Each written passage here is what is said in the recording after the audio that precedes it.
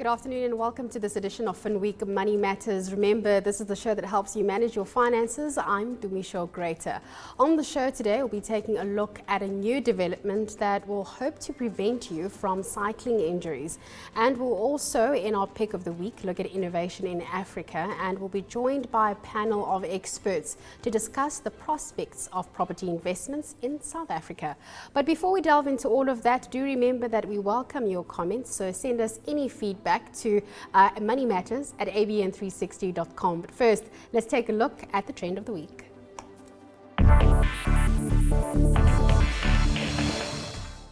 The safety of cyclists on South African roads has always been a concern. In fact, 40% of cycling injuries occur when vehicles hit cyclists from behind.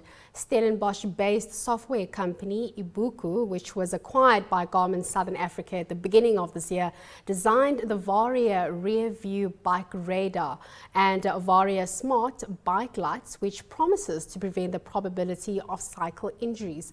Well, to help us tell us how this exactly works, I'm joined by Mathys Thompson. He's the category manager for Garmin Southern Africa, and he'll be discussing this technology with me. Mathys, thanks for your time. So you've got that gadget with you there. So tell us exactly what it does. Hi there. Thank you very much for having us on the show.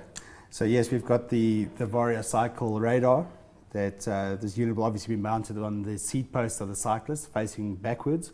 Okay. So this unit will detect vehicles approaching the cyclist from up to about 140 meters away. Okay. The display can either be on one of our compatible Garmin Edge cycling computers, or alternatively, if the rider does not have a cycling computer, they can get this head unit with it as well. The idea would be for the unit to show the lights obviously facing backwards and showing the approaching vehicles that there is a cyclist ahead, but more importantly, alerting the cyclist of the vehicles that are approaching from behind.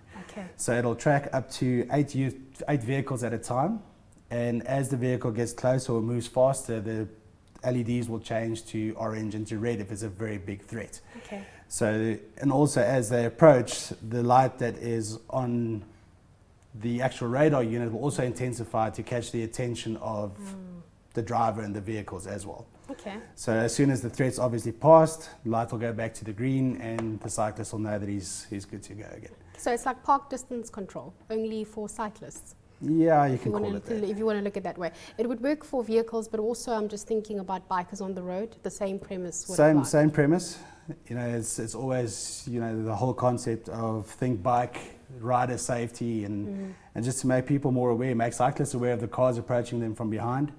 You know, we've had so many fatalities of big cycling names in South Africa because of road accidents. And hopefully products like this will curb that type of numbers in the future. How long has this been in the making, and is it available at the moment? It's been about 3 years in making.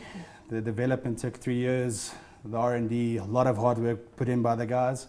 Is now going into the development phases. It'll probably be available around about the end of September. Okay, and the cost to this, where can I find it? How much? So it'll be throughout our cycling channels throughout South Africa.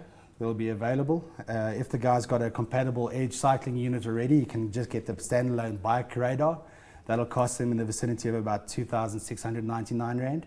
If they do not have the compatible Edge, they can get this bundle for the two units together. So this will be on the front of the bike, obviously this at the back, and that'll be in the vicinity of about 3,799, 3,800 Rand. Or maybe in future we might expect those costs to go down. This is probably just the entry. I don't know. We'll have to have a look see at what the markets do. Obviously, it's all dollar based. So this has now come into South Africa in September. Have we seen it being used elsewhere? Not yet, no. This is a world first. No. First cycling radar that's been developed. And how long until we're able to see it go outside of South Africa's borders? It'll pretty much as soon as the stock starts landing, we'll start shipping to our African partners. We've got a big distribution network throughout the entire Africa. Okay. And some international markets like the US and the European markets already have them available. They're already on the website, so we're just going through our certification processes for South Africa, and then they'll be available in store. What have been some of the biggest challenges, dealing with this? I mean, it's been 3 years. It's been a lot of work that you've put into this. Just tell us a little bit behind the scenes of maybe what are some of your biggest challenges here. for anybody that does cycling, everybody's very conscious about the weight of products that they add to their bicycles, the size of the products they add to their bicycles. So it was really a big challenge for us to get it down to an acceptable size and weight for cyclists to adopt this. Going from the first prototypes, which was much larger than this, to scaling it down and still keeping that functionality and making this stuff that's extremely lightweight and extremely versatile. That's been the challenges for us. Luckily, we've overcome all of those, and we're just about ready to launch this into market now. And this can be used for any size bicycle. So I'm thinking about kids, for example. Kids in the streets, this would be something whether it's just a leisurely little cycle up and down the streets, or the guys riding serious competitive cycling. The guys do a lot of training, a lot of times very early in the morning in low light conditions. And sometimes it just, these accidents happen, and hopefully by bringing the attention to the rider that a car is approaching, and also by intensifying lighting back to the actual driver of the car, hopefully we can prevent those accidents from going forward.